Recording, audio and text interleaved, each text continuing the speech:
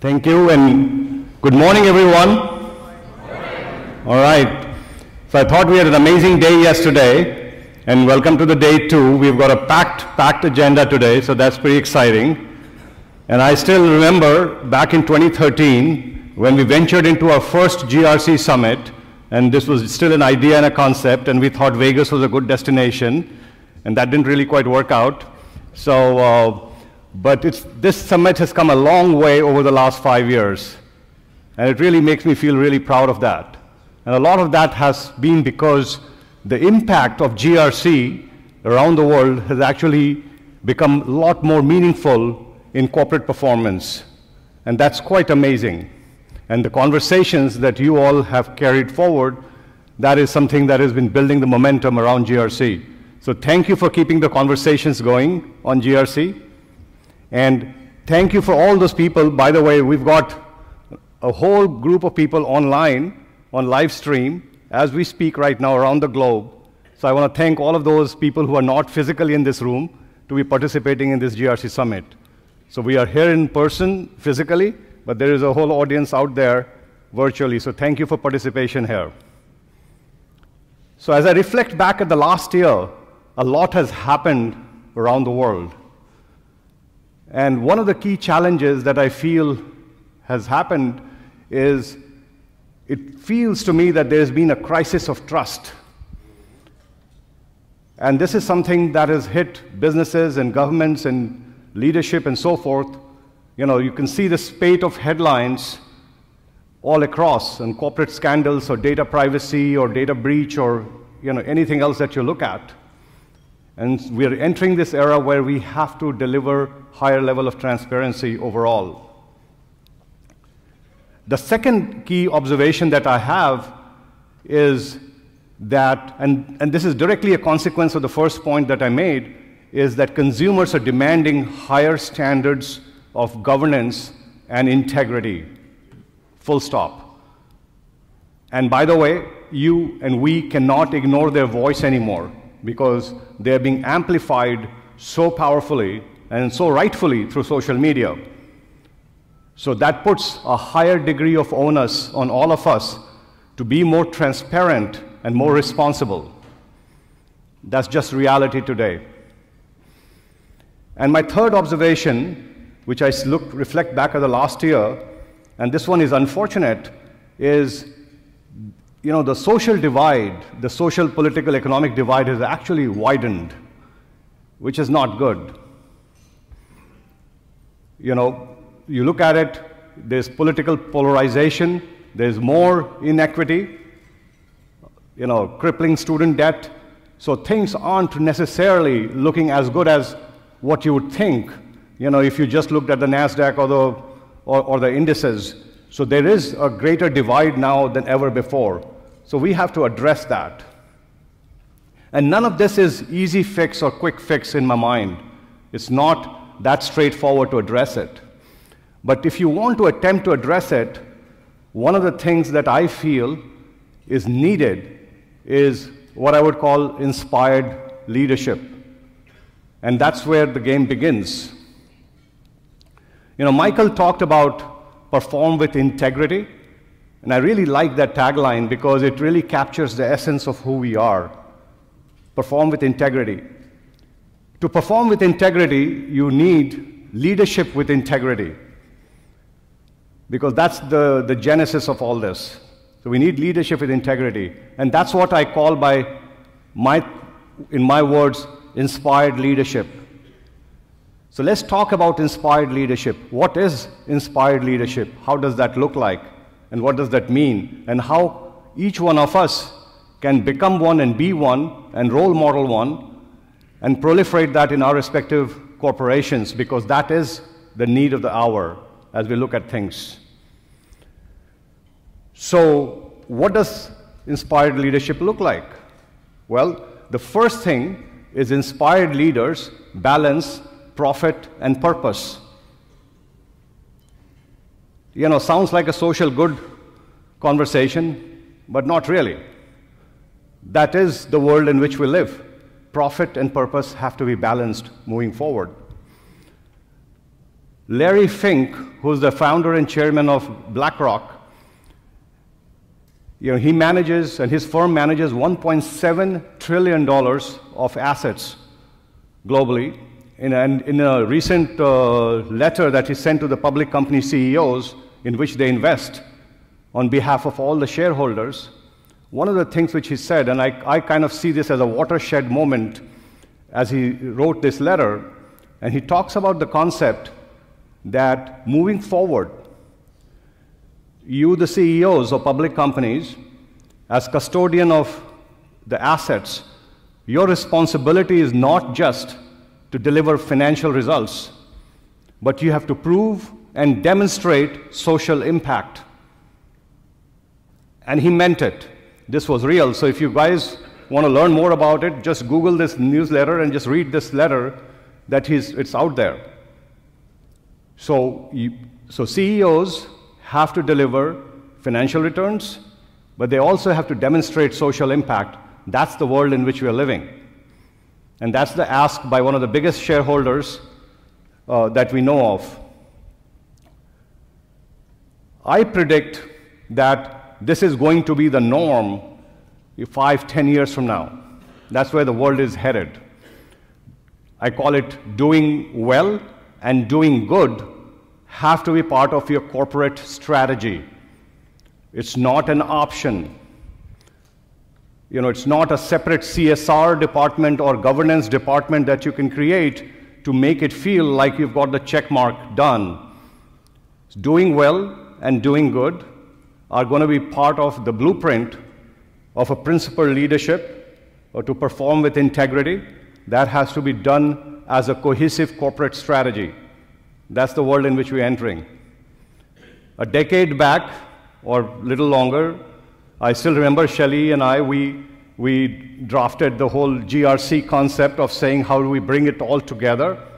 But where I sit today, I feel over the next decade, doing well and doing good is going to become an imperative.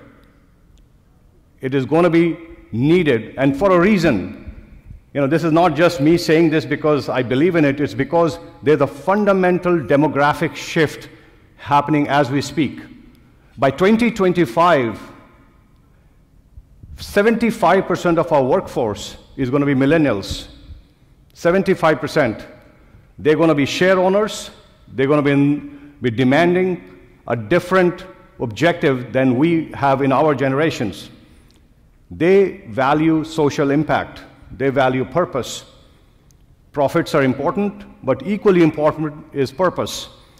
9 out of 10 millennials, according to a research by Deloitte, they've talked about it, 9 out of 10 of them will not agree to the fact that companies have to just deliver profits.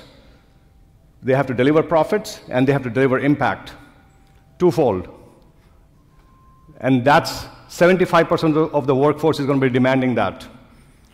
They're going to take a salary cut.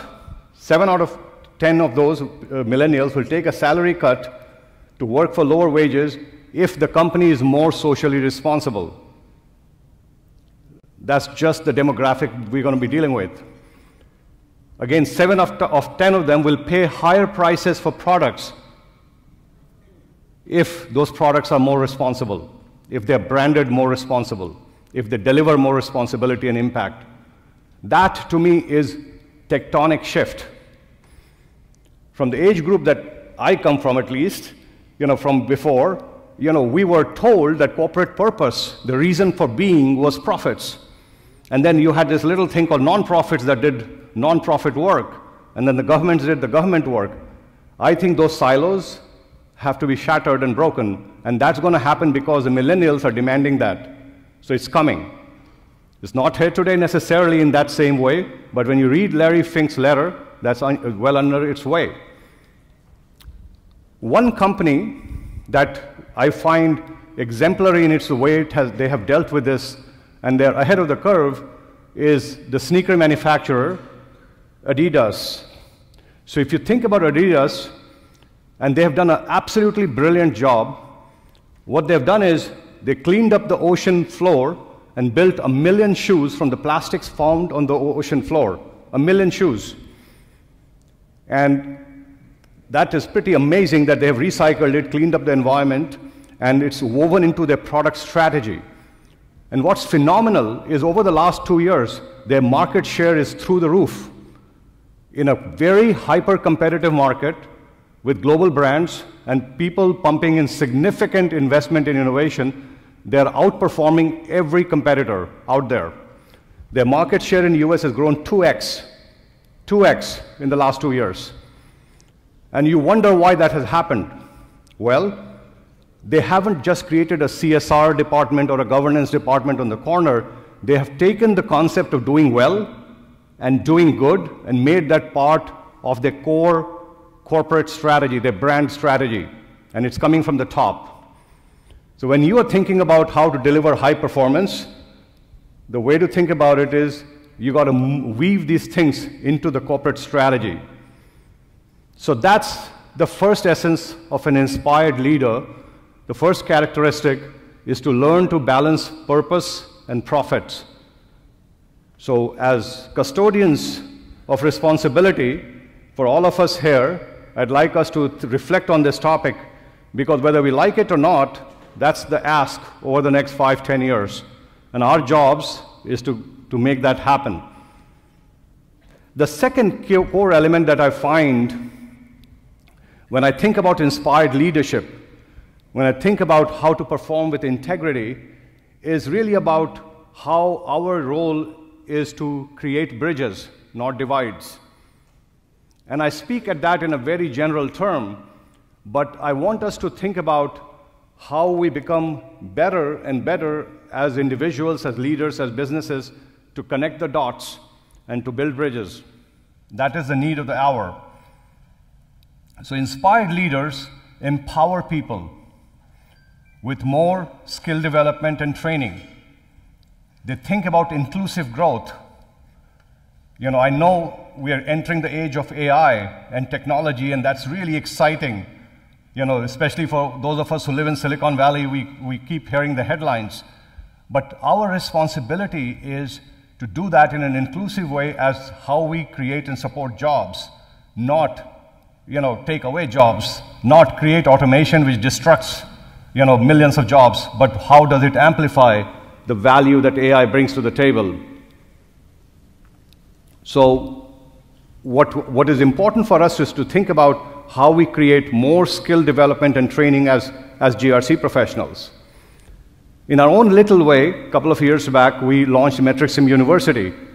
And you guys may be familiar with some of the things that we do there, but I urge you to think about how we can actually train millions of GRC professionals, because these are the jobs of the future. In a world where you are going to see autonomous vehicles, autonomous enterprises, what is the job of the future? One such job is what we talk about, the world of GRC. So we need to train more people technically, in domain, in advisory that Michael talked about, and it behooves us, and when I say us, all of us here, as we shape this industry to create those jobs. Even when we use technologies like AI or machine learning or blockchain or whatever else you hear coming from Silicon Valley. That is our responsibility. And we have started that journey in a very modest way. And under Michael's leadership, I feel very confident that we will do that. But we need your support in doing so. The other big part of building bridges, to me, is about this topic of diversity. And much is being said about it. Yesterday, you may have heard General Bolden, he talked about diversity.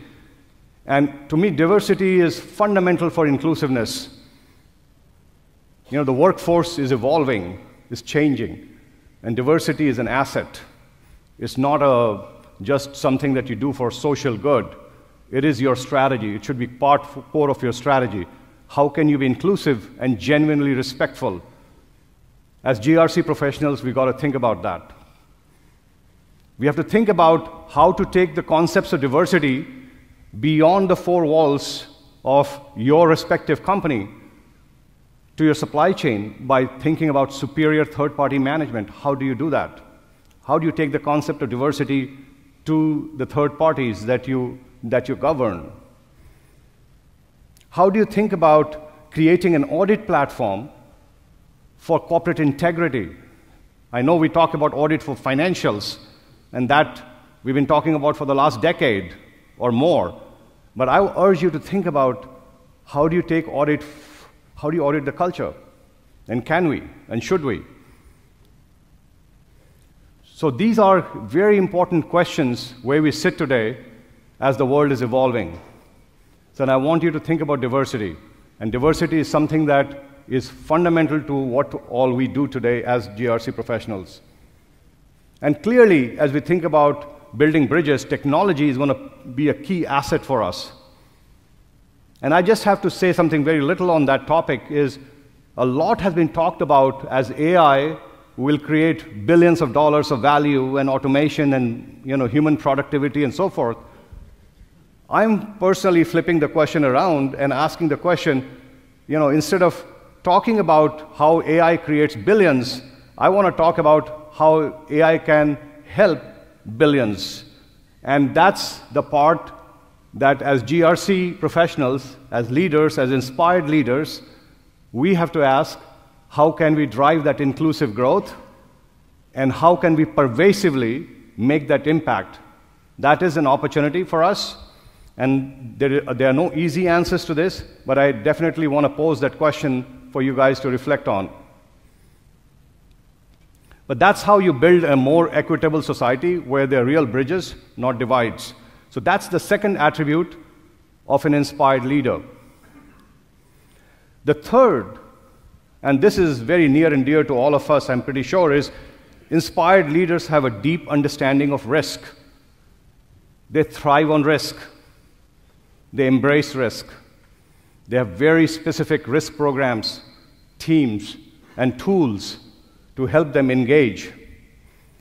Even when there is unprecedented disruptions, they get fired up with that.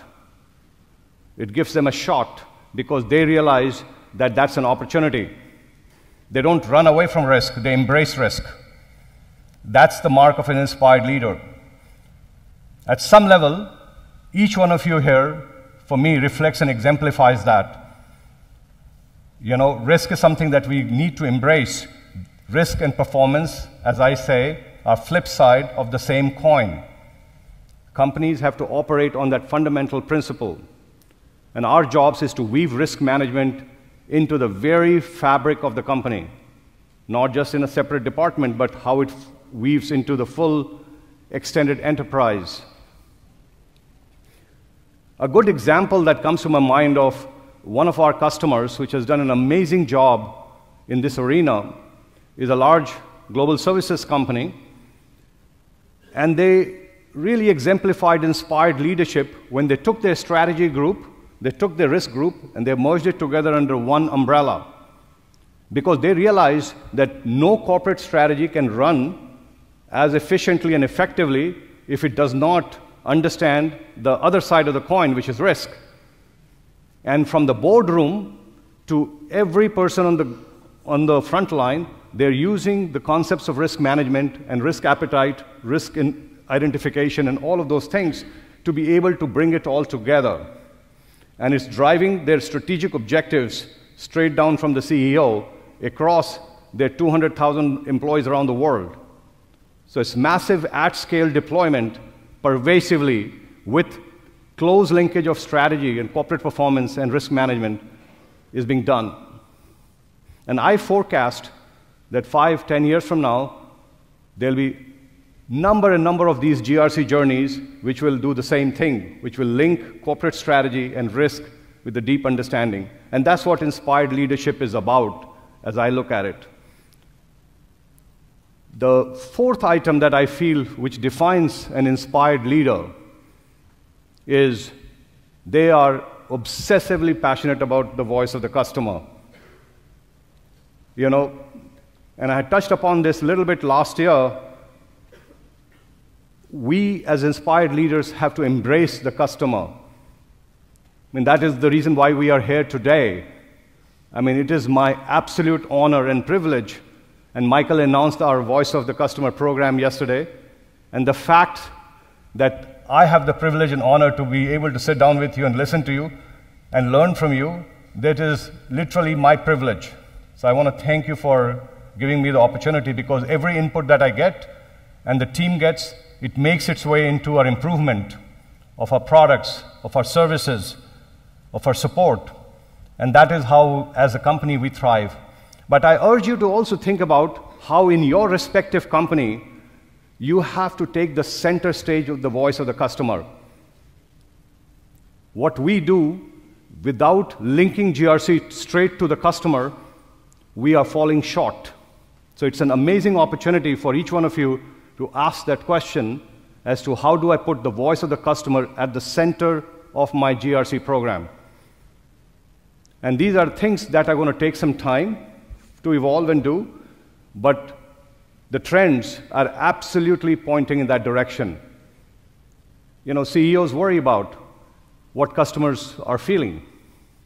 You ask Michael what keeps him awake, and he'll tell you exactly is that how we obsess about our customers, how we deliver to the promises we make, that is what we stand for. And that's the one and the only thing that I think about. So in your organizations, I'm very positive that you have to ask the same questions, because customers now have a very loud voice. It doesn't take much for them to express themselves globally. So let's think about the customers in a cohesive manner. So as I circle back and I talk about this inspired leadership, I come back to this concept of doing good and doing well. And these four attributes I want us to reflect on. How do you balance profit with purpose? What Larry Fink talked about, this chairman and founder of BlackRock, to many, many public company CEOs. Bridging the gap. How do we create real bridges, not divides? How do you connect the dots in silos within your organization, but across organization, in the society? How do you develop a culture of a deep understanding and appreciation of risk? How do we do that? Not just in the boardroom, not just in the CSR department or some corner, but across the full chain. How do we do that? And how do you champion the voice of the customer? This is not something just for the front office. It's for us to be the champions of the voice of the customer right here. So that's the opportunity, and that's the reason I feel we have a tremendous opportunity to role model that inspired leadership, and that's what gets me excited about all what we do here. So when I think about all of these, we feel the whole concept of inspired leadership is very, very timely. We talked about the millennials coming of age as 75% of the workforce by 2025 is going to be millennial, and that's absolutely transformative in how it plays. So that's what gets me excited. And for me personally, this is deeply personal. You know, when I graduated from college, this was early 90s, long back, my first job out of college, and few people know this, was I actually did volunteer work for American Red Cross.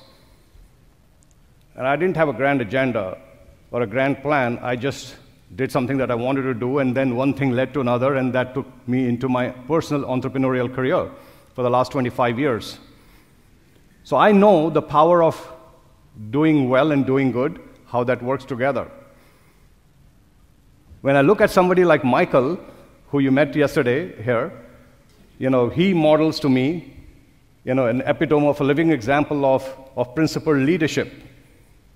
Someone who I would say is an inspired leader in the way he looks at his passion for customers, how he thinks about bridging the divides, how he thinks about responsibility and risk, not just look at growth, but understand how to look at the downsides, and also how to think about balance of profits and impact. These are things which are very near and dear to him. And I feel extremely fortunate to have someone like him at the helm of MetricStream, not just for MetricStream, but also I feel that he is in a good position to help shape this industry over the next decade. I also want to take a moment to thank my partner and our ex-CEO, Shelley Archambault.